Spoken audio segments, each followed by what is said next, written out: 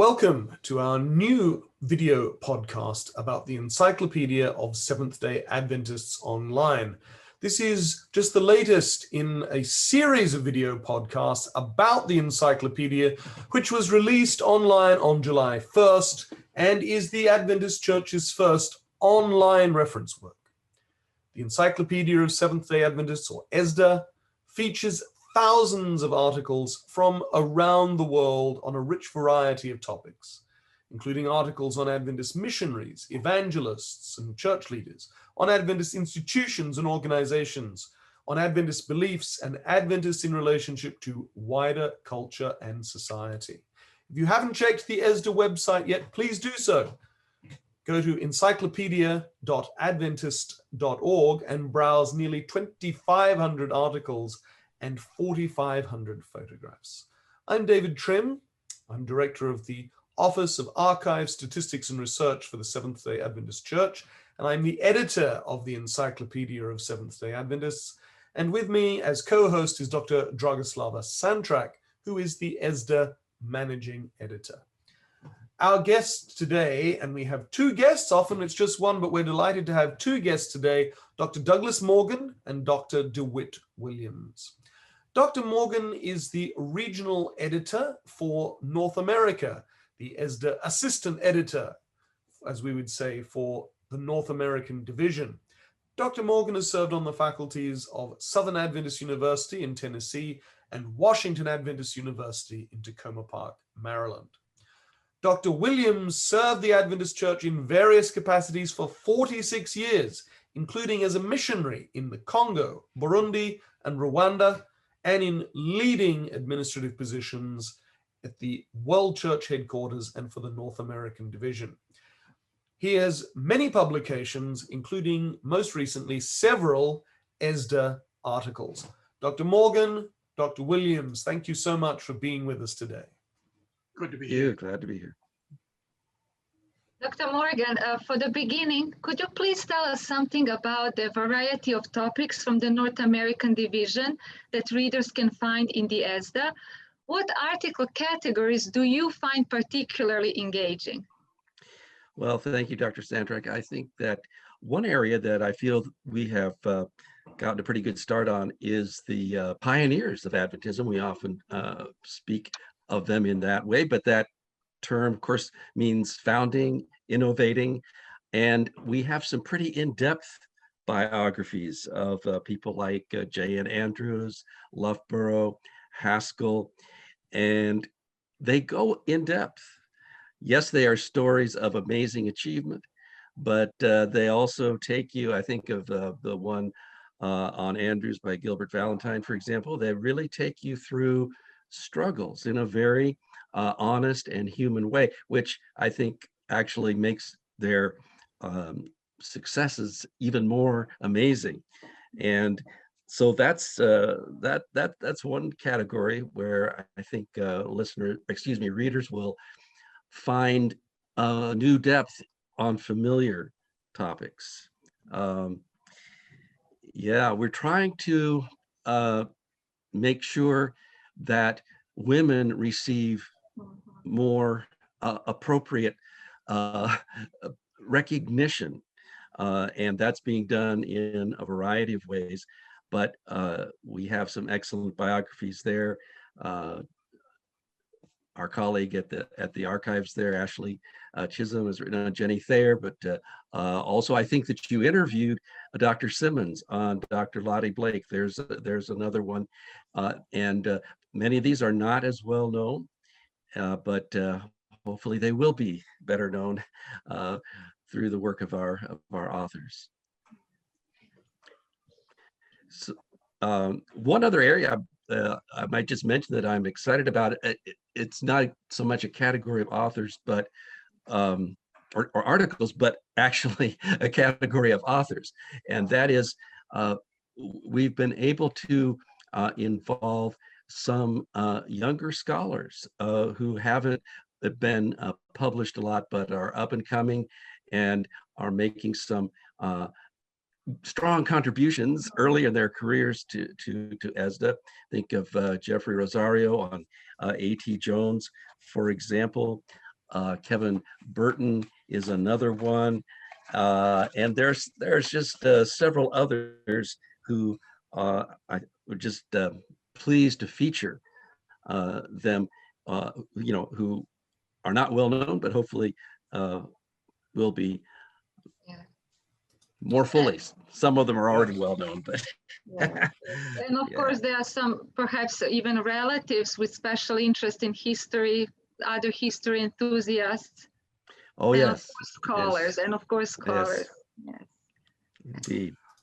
Dr. Morgan, of course, 2020 is going to be remembered not only for the pandemic, but also for the extraordinary series of events that were triggered by the murder of George Floyd, but in some ways one wouldn't say was simply caused by that, because they had much more long-term and deep-seated causes, and that murder and others that followed over the US summer crystallized things and triggered and triggered protests that hadn't been seen for 50 years. How does the ESDA speak to this moment in not just American history, because the protests were worldwide, to this moment in history? Of course, African Americans have been extremely, and indeed people of African descent more generally, have been extremely important in Adventist history. How do you feel the ESDA is speaking to this moment and to this particular set of problems? Well, for the North American sector, we are making a special effort to make sure that the stories of African Americans who have, again, pioneered, initiated against amazing odds are told as fully as possible. And I think it's so important. You mentioned the present moment, and inevitably the tensions in our society come into our church as well.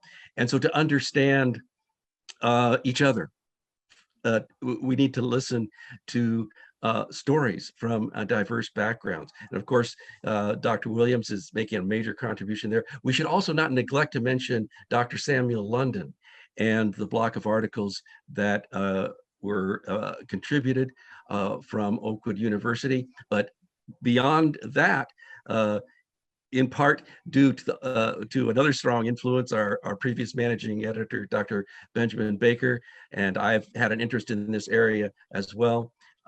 We really are doing all that we can to make sure that that dimension of the Advent experience is gets its due. And I might just add, one other thing from the, inevitably, what we seek out in history is influenced by current events. And you mentioned the recent turmoil, but also the demographic changes in our church, I think, make it more important for us to say, look, this is going to be, if it's not already, a white minority in North America. And that makes it all more important to understand the diversity and how it came about. Yes, absolutely.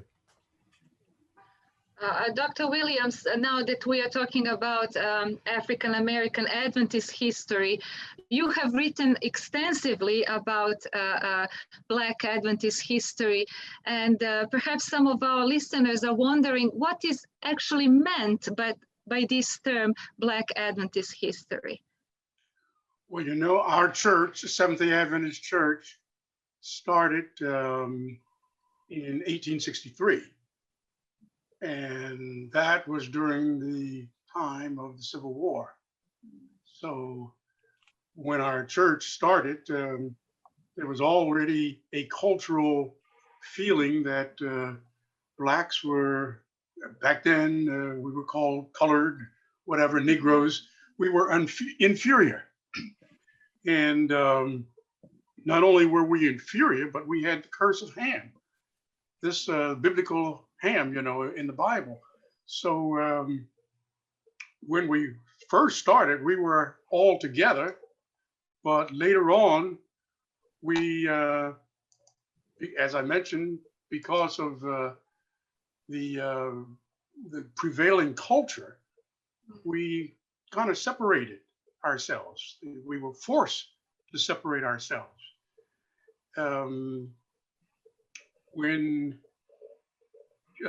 Edson White made his boat, when he built his boat, the Morning Star, and floated down the Mississippi River, he got into trouble when he tried to bring white believers and black believers together.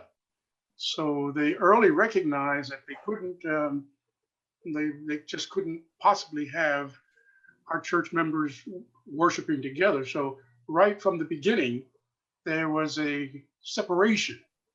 And many of our Adventist believers were, they were abolitionists.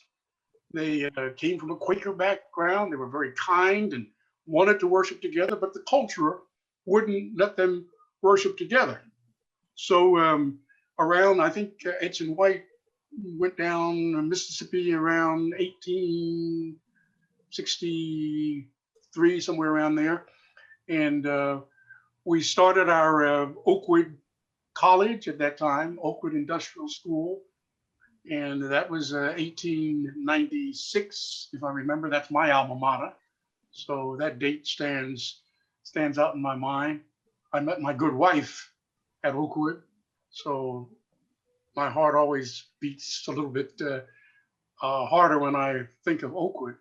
But so we had to develop a separate line of worship, of style of worship and leaders. Oakwood, as when it started out, it was actually the principals and the presidents. They were white, kind white people, but they were white. When we finally did create the Negro department, it was staffed at first by kind white people. Message Magazine, our magazine that we had that was started, the first editors were white people. And I think many people thought that we were actually incapable of administering. And so we do have a Black Adventist history. That's part of the Adventist history, but separate and apart. Thank you, Dr. Williams. And of course, also that continued for a long time. And indeed, that white Adventists indeed became quite happy to to maintain a segregated church in effect. But I think this might prompt some of our listeners and viewers to say, well, given that part of the problem was that the church maintained these separate spheres,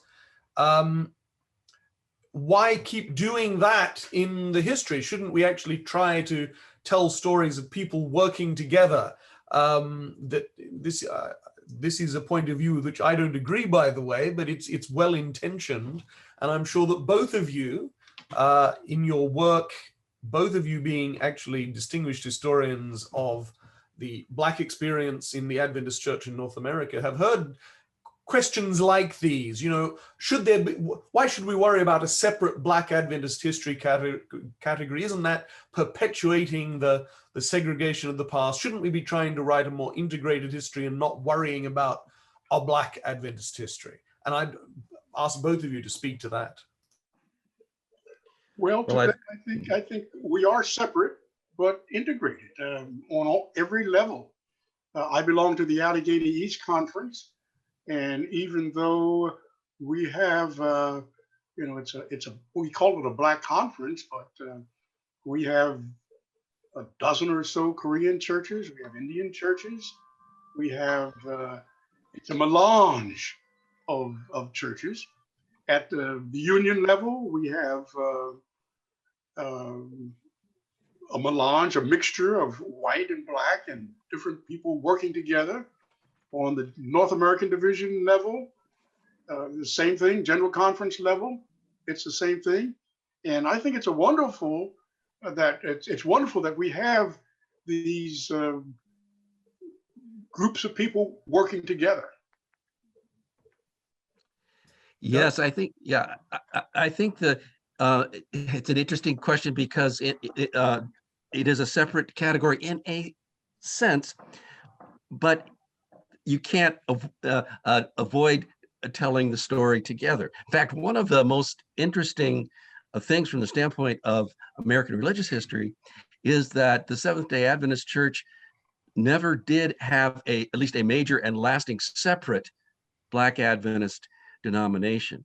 And so it's not, in my mind, it's not so much that there's just this really separated and sealed off category, but it's because that experience has not been as well known and has not been appreciated, I think, as nearly as fully as it should be, that we give it a focus. And again, another angle of it is simply that we are Americans. We're part of the American experience, and race is the central dilemma that has run through it.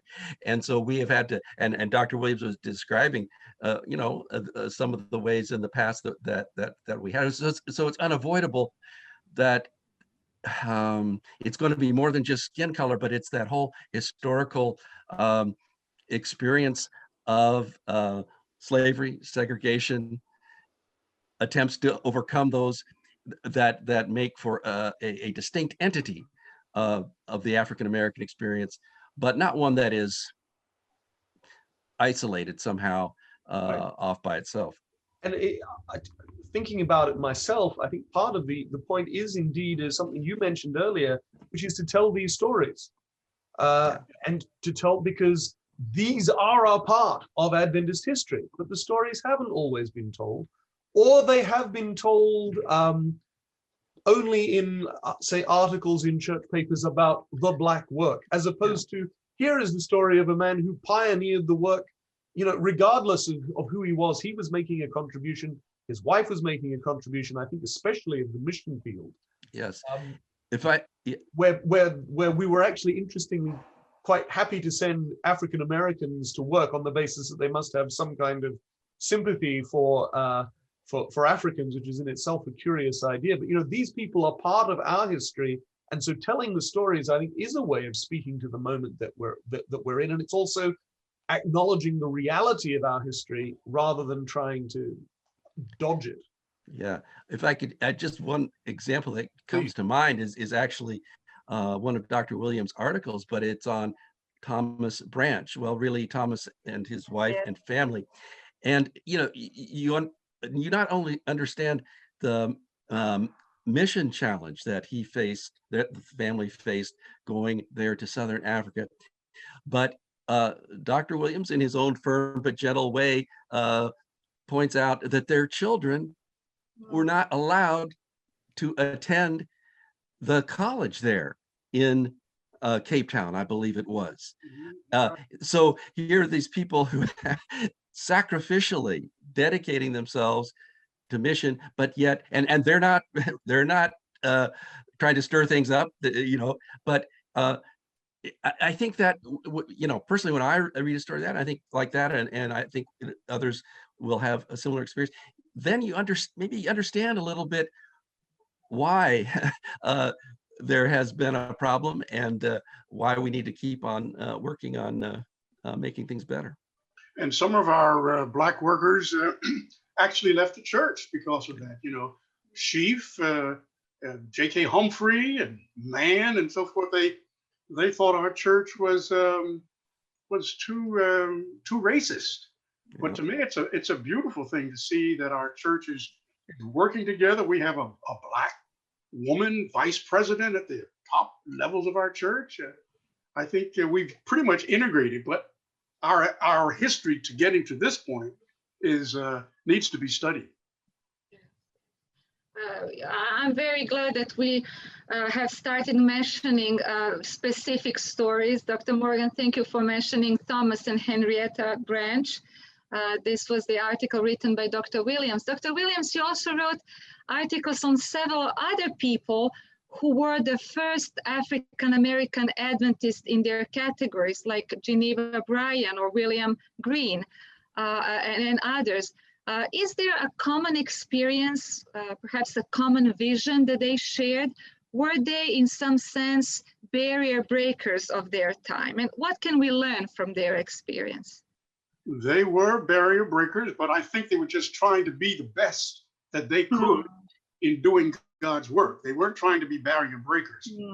One of the stories now with Pastor Branch, he was not even he was not an ordained pastor when they called him. He was a layperson. He worked on the railroad. He was working on the railroad, but he was faithful in giving Bible studies. He was faithful in sharing the message. And when the call came to Colorado Conference, do you have anybody that could go? They said, we've got Thomas Branch. We'll send him and his family. And Colorado Conference paid, I think, for his expenses in the General Conference, paid his salary in the General Conference, paid for his expenses to get to Africa. Now, the one I liked the most, because I wrote a book on her, she was my teacher, was Dr. Eva B. Dykes. I don't know if you know Dr. Eva B. Dykes, but when I went to Oakwood in 1957, she was my English teacher. And English was my favorite topic. And Williams, was she the first African-American female to complete requirements for a PhD? I think I read that in your article. She actually was. There were three ladies who completed the degrees. I'm trying to finish a book real quick because the 100th anniversary comes up 1921. It's next year. Three ladies, Georgiana Simpson from University of Chicago, Sadie Alexander from the University of Pennsylvania, and Dr. Dykes from Radcliffe College, they called it back at that time. They graduated within about 9 or 10 days of each other in 1921. And I guess it was just because of a kind of a quirk of commencement scheduling. Everybody says Georgiana Simpson because her commencement was earlier. But Dr. Dykes actually finished the requirements in March. So when I talk about it, I put her first because she finished the requirements first. But the three ladies, the three ladies graduated pretty much within 8 or 9 days of each other. But now the interesting thing about Dr. Dykes, as I was saying, I was her pupil. She had so many things that she had to fight against, and likewise the other two ladies. Dr. Dykes graduated from Howard University summa cum laude. I don't think anybody up to that time had ever done that. But when her uncle, Dr. Howard, interested her in going to Radcliffe College, they made her do her work again. They said, oh, you got a BA, but it's from a Black college. So we're suspect of that. You're going to have to do it again. And she didn't even complain. She just went to Radcliffe. And that, incidentally, is another story. Radcliffe is the female part of Harvard. Now, Harvard University would not teach women, white women, I'm talking about, white women. So Dr. Dykes had to fight racism and she had to fight female sexism. So Harvard set up Radcliffe College, and in the morning, the men would come to Harvard University, and in the afternoon, those same professors would go to another building to teach the women. Now that's a little, that's the way it was back then. So Dr. Dykes said, listen, if I have to do another BA, I'll do it again. So she did her BA, and then she did her MA, magna cum laude, and then she graduated, as I mentioned before, in 1921. So she went back, she couldn't even get a job, another job. The same job that she had to go back to. She was teaching high school. So you have to stop me when I talk too much, because I go on about Dr. Dykes. But she had to go back, and all three of these ladies, it didn't advance them at all in the getting of this PhD. It didn't advance them at all.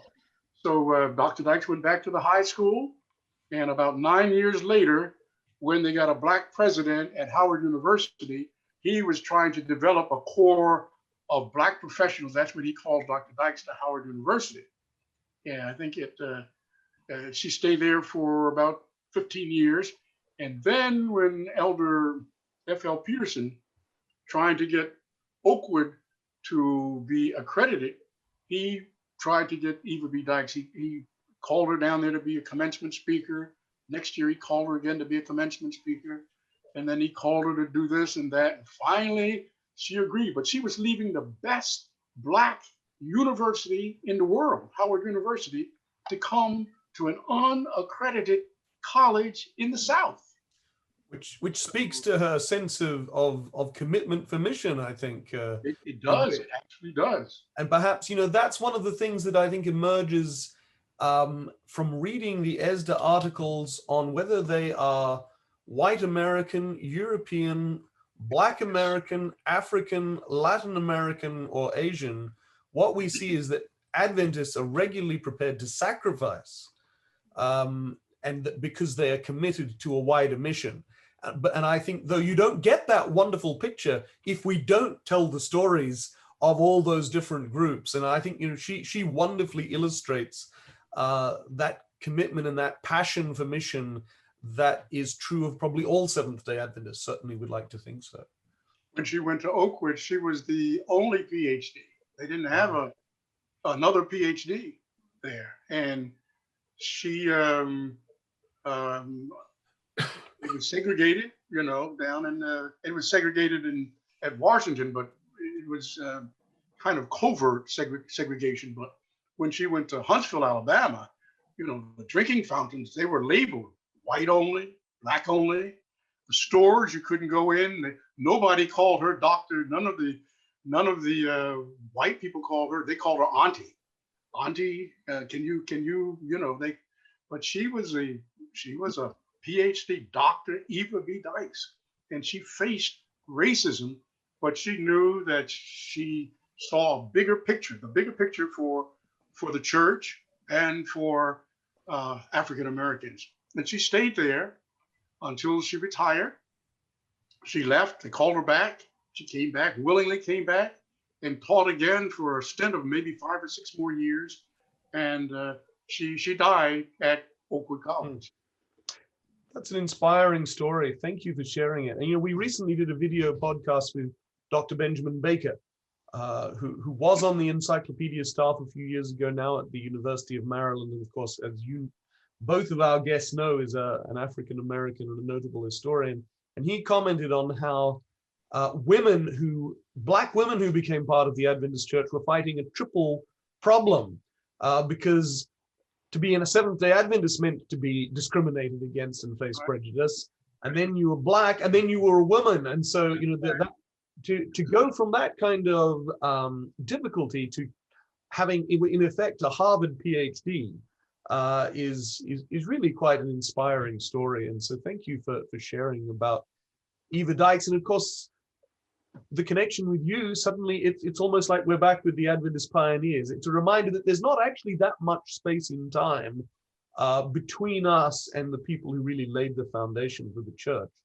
I would like, though, just to come to a more recent story, though, Dr. Morgan, if you could just briefly say something about E.E. Cleveland, who is a name that many people will know, but maybe not know a lot about, an exceptionally gifted preacher and evangelist who trained thousands of pastors and Bible instructors. What contribution did his leadership make to the American Adventist Church's struggle to overcome its racism, frankly, in an era of rapid social change? We have an article on that, Dr. Morgan. Can you say something about that? Yes. Well, I think that we might see it in 2 stages, but the first being that he managed to transcend racial barriers, I think in part simply because he was so successful, so that they had him training integrated groups of ministers for evangelism at a very early stage in his career. But he took it on as an intentional project to, as he actually put it, to educate white Adventists on how to live with and work with Black people who were confident, we might even say assertive. And he had a very confident style about him.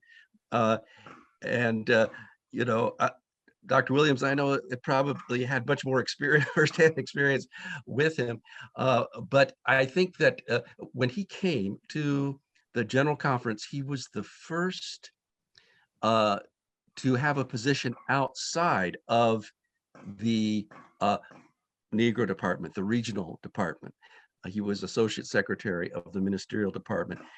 And one thing that he did is that he arranged things by a few strategic phone calls and maneuvers to see that he got a white secretary. Now you think about that in 1954, the year of Brown versus Board of Education, and that being one of the,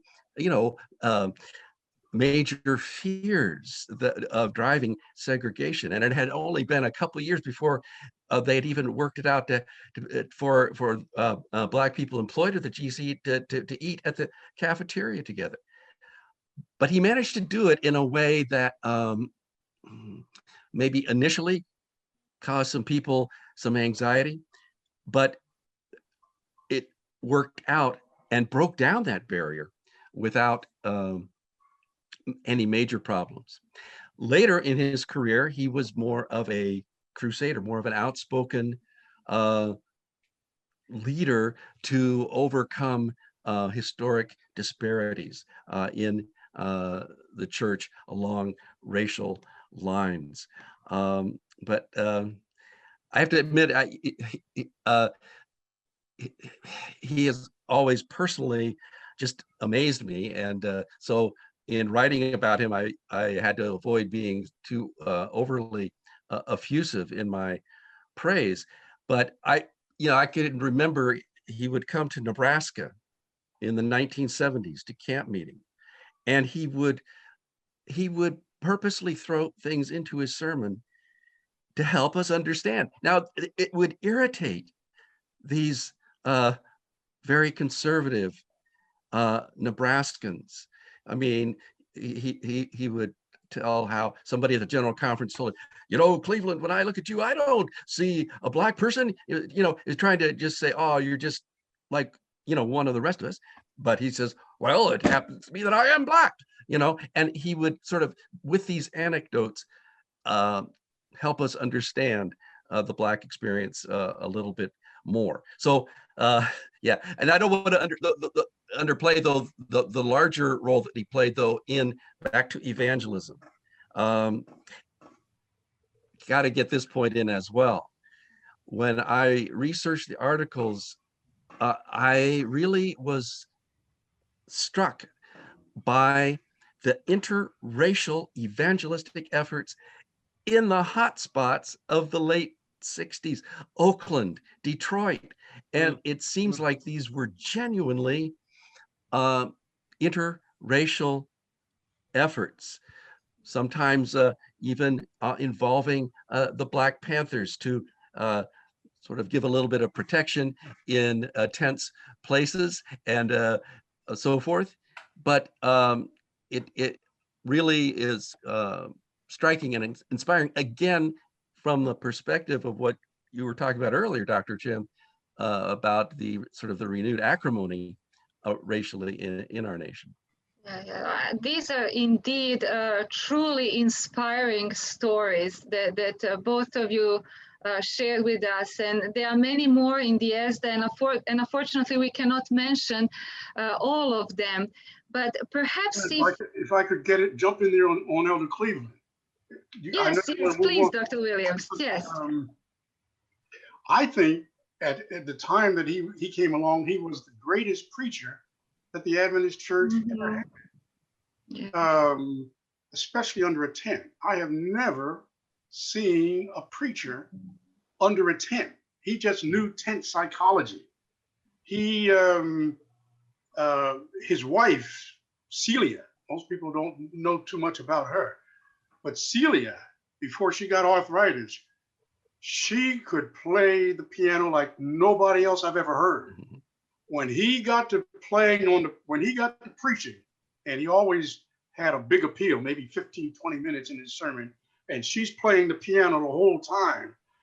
and the psychology of his altar calls. You've never seen anything like it.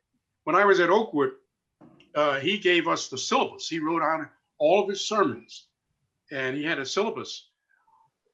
All the pastors who graduated from Oakwood, and I think other places also, other universities and colleges, we used his sermons for our own evangelistic meetings. I used it word for word for word for word. How to get a crowd, how to get the bags for the baptismal bags, what to do, and everything. It was just a wonderful thing. And then he had in Jamaica, I think he had 3 tents, 2 tents together, 2 of these large tents. He actually is responsible for Adventism in Jamaica. I think he baptized 714. Pastor Morgan, Dr. Morgan, do you have any statistics on that? 714? Yeah, well, down there in Trinidad, the Trinidad Triumph, they call it sometimes. Also, I think it was like 800, and then G.H. Rainey came for a follow-up and another 400. And they also credit that for helping to trigger the growth throughout the entire Inter-American Division, which became huge. Exactly. Unfortunately, we do need to wrap up. We could keep talking about these and many other people who you've written on, both of you, or who you've edited, but we do, alas, need to draw to a conclusion. Indeed, we have to end this very interesting, insightful interview. Dr. Morgan, Dr. Williams, in the end, what would you recommend to our future readers? How can they use the ESDA in their personal education and ministry to others? Dr. Williams or Dr. Morgan? Yes, both of you, please. Well, I tell you, I've been really pleased with it. I learned so much when I go there. I've gone there a number of times, the first couple times just to see my articles, but then it's just an interesting place. The pictures are fantastic. Some of the pictures I'd never seen before, and it's easy to use. You type in the name that you're looking for. If you want to see the author, what that particular author has written, you can pull that up. I almost had to. I was spending too much time on it because it was so really very interesting and factual. The articles are documented. It tells you the sources. You got to go there. Yeah, thank you. Yeah, I couldn't say it any better than that, I don't believe. So, Dr. Morgan, Dr. Williams, thank you very much for being our guests and indeed for your invaluable contribution to the Encyclopedia of Seventh-day Adventists. Thank you so much for inviting us. Yes. Thank you. Yes, indeed. Good to be here. And for developing that wonderful site. Yes, yes. By God's grace. Thank you to both of you for your role in creating the Encyclopedia of Seventh-day Adventists, which continues to grow and develop. It's an organic thing. And some of our readers, we hope that some of our readers and those listening or watching this podcast, we hope that you will be moved perhaps to contribute to the encyclopedia as well. Mm-hmm. This was Dr. Douglas Morgan and this was Dr. DeWitt Williams, both of them with us today. Please read their articles. Dr. Morgan's on E.E. Cleveland, Dr. Williams on Eva B. Dykes. Those are just 2 that they have written. Read their articles and check out nearly 2,500 other articles. That number is still growing, and they are all to be found at encyclopedia.adventist.org. See you soon with another editor or author from the Encyclopedia of Seventh-day Adventists and more stories from the ESDA Online, available again at encyclopedia.adventist.org. Thank you for being with us. God bless.